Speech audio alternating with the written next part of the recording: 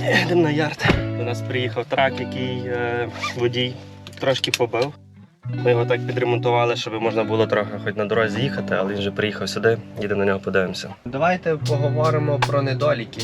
Всі люблять говорити про приємні речі. Коли немає інтернету в офісі, шукаємо собі роботу. Які умови для компанійських водіїв, якщо вони працюють на наших траках? Клеїти сайни знову на ще один трачок. І ж завтра вже водій є на нього. І він виїжджає, ура!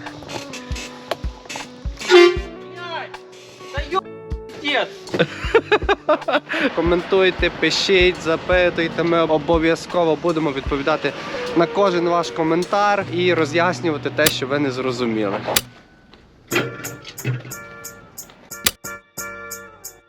Христина, що потрібно для того, щоб з нами працювати? Водію. Для початку нам потрібно, звичайно, це перевірити CDL водія, наскільки в нього добрий рекорд чистий, чи в нього є якісь ексиденти і вайлейшени.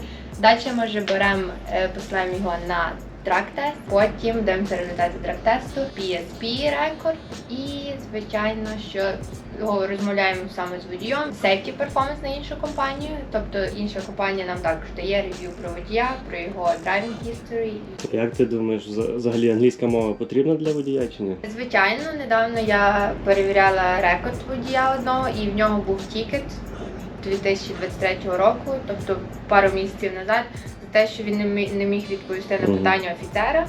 І, тобто, не володіє англійською вільно, він не міг пояснити, куди він їде, що він везе. Є навіть такі violation, тобто, що якщо водій не говорить англійською мовою, це є порушення. Все, неможливо спілкуватися з водієм. Поліцейський не може зробити свою роботу, він просто виписує порушення траковій компанії. І далі собі розбирайтеся. Деколи поліцейський може зупинити і запитатися, перевірити документи твої, документи компанії. Тобто ти маєш йому дати папку. Поліцейський подивиться на ці документи, пойме, що все нормально, і такий скаже, все добре, удачі. А ти не зрозумієш, що тобі треба йому дати папку. І зразу проблема на рівному місці. Навіть я ходив на курс англійської мови до того, як приїхав в Америку.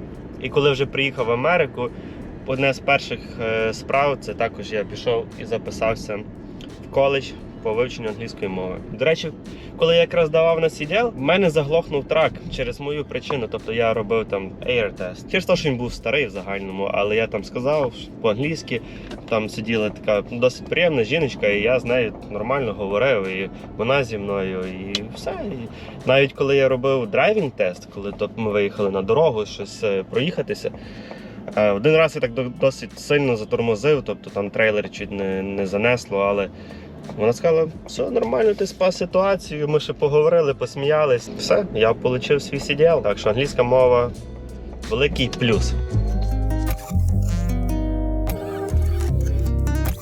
Які основні вимоги та критерії для отримання робочої візи або імміграційної програми для роботи в компанії? У нас зараз така страхівка, яка і так нам не дозволить працювати з новоспеченими водіями, які тільки починають їздити в Сполучених Штатах Америки. Якщо у тебе навіть досвід є в Україні, в Європі, це все одно не дуже сильно нам підходить. Але одна штука є, якщо ти приїхав в Америку, в тебе є нові права, ти працював в Європі і ти купляєш свій трак зразу тут, тоді ми можемо з тобою працювати. Тут вже трошки інші умови йдуть, страховка тут буде трохи дорожча, але ми можемо взяти цей ризик на себе і почати з тобою працювати. У нас таких випадків ще немає, але якщо в тебе така є можливість купити трак по приїзду в США, дай нам знати. Ми тобі допоможемо з оформленням, ми тобі зробимо реєстрацію на цей трак, ми зможемо тобі допомогти з страховими агентами, щоб вони тобі зареєстрували той трак, показали, тобто застрахували той трак за найнижчою ціною, і так далі. Які умови для компанійських водіїв, якщо вони працюють на наших траках? 12 днів в дорозі і 2 дні вдома. Тобто ти одні вихідні працюєш, на наступні вихідні в п'ятницю заїжджаєш додому, субота-неділя відпочиваєш і знову виїжджаєш, через вихідні працюєш, п'ятниця вдома, 2 дня відпочиваєш. Людина повинна їздити не більше 11 годин в день, тобто Ми завжди підбираємо такі грузи, щоб водій міг спокійно собі зробити пікап, проїхати 600-700 миль в день, заробити свої гроші, ті, що він планує, в принципі, заробити, і ввечері лягти спати. 95% наших водіїв, які працюють, вони всі сплять вночі. Майже ніхто ніколи не їздить вночі, тому що ніхто, по-перше, не любить це робити, а по-друге, дуже важко. Є інші правила. Я знаю компанії, де ти зобов'язаний 3 тижні працювати і там на 4 дня додому їдеш. Є компанії, де ти зобов'язаний місяць відпрацьовувати, ну і там можеш на 10 днів їхати додому. У нас 2 тижні вихідні вдома, 2 тижні вихідні вдома. Ось так працює. Тому ми чомусь подумали, що це буде і дуже прикольно для водіїв, тому що вони частіше будуть вдома і бачити свою сім'ю, ну і для нас не так це погано. Мені здається, що багато водіїв просто не розуміють і взагалі не розуміють, що таке штрафи, чого це не добре. Коли тебе зупиняють на DOT перевірку, на інспекшн, левел 1, 2, 3, за що тобі дають оце все. Зараз я все більш детальніше розкажу, тільки от чекаємо на цей трак, щоб він приїхав до нас, і тоді вже будемо розбиратися. Є 3 левела, левел 1, 2 і 3.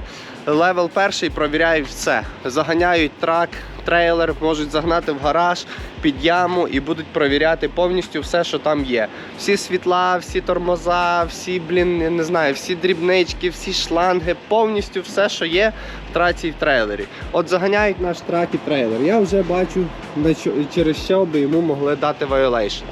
Перше, ось оці шланги повністю. Можуть навіть зняти той пластик, глянути, чи там щось є. Якщо є якийсь мінімальний такий надрізик, щось воно протерло від того пластика, чи щось таке, відразу дають violation. Це називається out of service. Трак не може їхати, допоки не змінить ці лінії. Це дуже погано на компанію. Водію нічого не буде, на компанію дуже погано. Тому ми слідкуємо дуже за тим, щоб ці шланги були в ідеальному стані. Дивимося на ці гумки. Гумки добрі. Якщо хоч чуть-чуть вона там надірвана, це штраф, тому що воно неправильно. Перевіряють колеса. Якщо колесо спущене або протектор менший, ніж там ніж має бути, дають за це штраф. Провіряють ось ці рефлектори. Якщо воно надірване, щось недобре, за це також дають штраф. Водій може не на місці, але повинен потім змінити. Провіряють гальма. Моя порада всім водіям, овнерам траків, просто купити ці запчастинки, подивитися відео, не запчастинки, а інструменти, якими ти можеш регулювати гальма. Подивитися відео в Ютубі на 5-10 хвилин, як це правильно робити. І стабільно раз в місяць регулювати сам собі ці гальма, щоб потім не заїжджати в шап і не просити тих людей, які там є, це робити і платити за то $50-100. Інвестуй 20 чи 30 доларів, купи собі ті інструменти і потім не будеш паритися взагалі. Якщо вікна не опускаються, можуть дати штраф. Дзеркала немає, дають штраф. Цього дзеркала немає, дають штраф. Бампера немає, дають штраф. Подивіться, був ідеальний трак в ідеальному стані. Все було чітко. Бачите, все гарно. 2 дня поїздив і привіз. А що водій каже? Каже, та що, це трак поганий. Ну як поганий? Як можна було розхірячити той бампер за 2 дня, я не знаю. Антенку вже провтикав, десь заїхав, щось зробив, а потім ще робить нас всіх винними. Якась одна з цих лампочок не світить. Штраф. Немає номерів спереді. Штраф. Ну, бачите, в нас є тимчасові номера, тому за це штраф не дадуть. Так само, кожна лампочка, яка є, бачите, 4 лампочки. Одна з них не буде світитися. Штраф. Немає ось цих рефлекторів. Штраф. Тут цих штрафів можуть надавати просто 1 мільйон і 1000. Бачите оці резинки? Якщо там таких 2 пружинки висять. Якщо одна з них не висить, штраф. Якщо якийсь один з тих шлангів трошечки перетертий, штраф. Якщо це знизу не на рамі, штраф. Якщо ви, наприклад, слайдували трейлер і цей пін не вискочив, штраф. Просто дають штрафи за все. Водій має бути максимально уважний щоб пройти інспекцію. Бо тому що якщо він не проходить, це тільки штрафи, я розказую, які дає DOT, Department of Transportation, на компанію, а інколи дає і тікети водіям. Цих штрафів дуже-дуже багато, і тому водій має бути максимально впевнений в тому, що він робить. Ось, наприклад, зараз я бачу, за що можуть дати саме цьому траку штраф, тому що немає Нью-Йорк стікера. Якщо бачите, тут навіть місце, де був цей стікер. Чому його тут немає? Я зараз ще провірю з нашим сейфті, тому що тут повинно бути Нью-Йорк стікер. Буде проїжджати він на Вейстейшн. Вейстейшн – це вагова станція. Офіцер, який буде дивитися на нього по камерах зверху, збоку, знизу, побачить, що немає стікера, і він просто може його загнати, подивитися, чому немає стікера. Через це дають штрафи, заганяють на інспекцію. А коли тебе заганяють на інспекцію, ти ще більше попадаєш, тому що вони вже починають перевіряти повністю все. І так, якщо тебе заганяють на інспекцію на Level 1, ти проходиш, і там все дуже круто, немає ніяких штрафів, вайолейшенів, нічого, все супер. Ми платимо бонус $500. Level 2 – $400. Level 3 – $300. Тому ми і завжди говоримо всім водіям, будь ласка, слідкуйте за траками, робіть свої pre-trip інспекшени, щоб ви проходили оці інспекшени, вони були чисті і ми вам платили бонуси. Ти повинен будеш викликати сервіс, який приїде і на місці буде ремонтувати, і плюс до того всього, що ти заплатиш, бо коли ти викликаєш такий сервіс, ти переплачуєш, звичайно, що це ти не просто заїхав в якийсь там гараж і ремонтуєшся, а ти викликаєш сервіс. І за те, що вони тільки приїжджають, ти вже платиш дуже багато грошей. І плюс вони приїжджають, вони знають, що ти в безвихідній ситуації, тобі треба ремонтуватися, і вони тобі ще ставлять ціну, яку вони хочуть ставити. І ти переплачуєш в декілька разів більше, ніж якби ти просто заїхав і зремонтував то, або навіть і сам то зремонтував. Йдемо на ярд. До нас приїхав трак, який водій трошки побив. Ми його так підремонтували, щоб можна було трохи хоч на дорозі їхати, але він вже приїхав сюди, їдемо на нього подивимося. О, стоїть ця красота червона. Коротше, бачите, цей бампер розвалюється.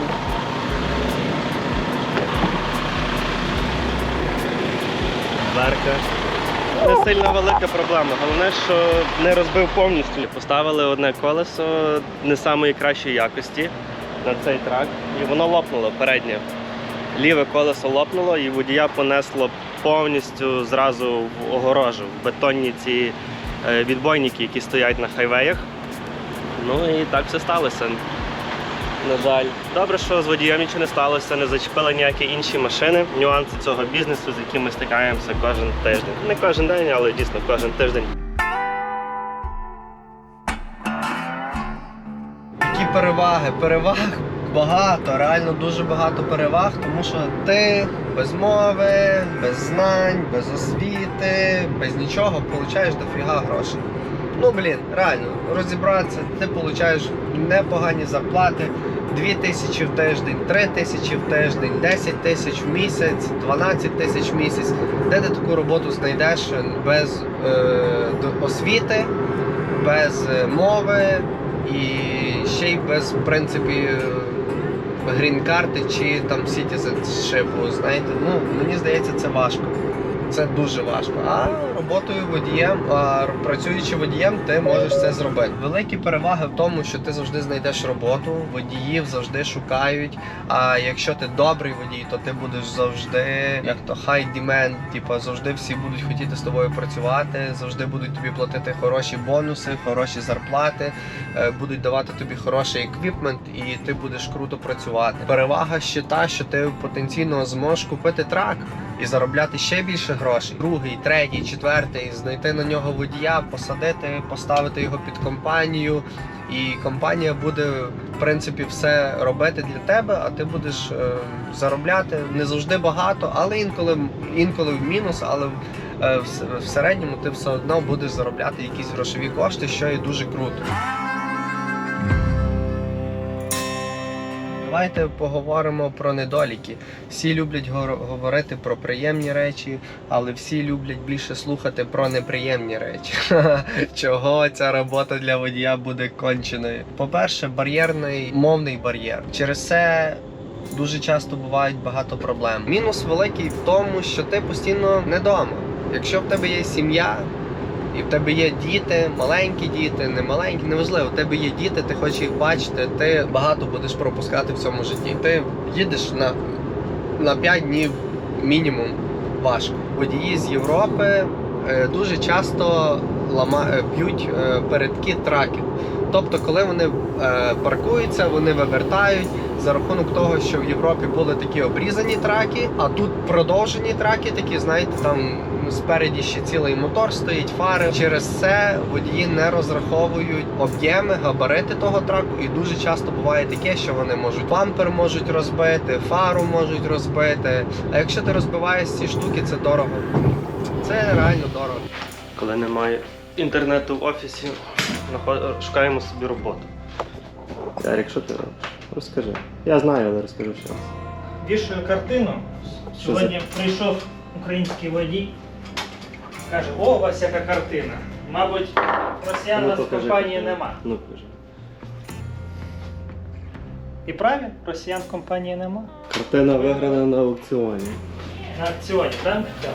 Ще тоді чек кладемо дамо. Це якщо у нас водій добре себе поводив, получає таку статуетку і пару доларів.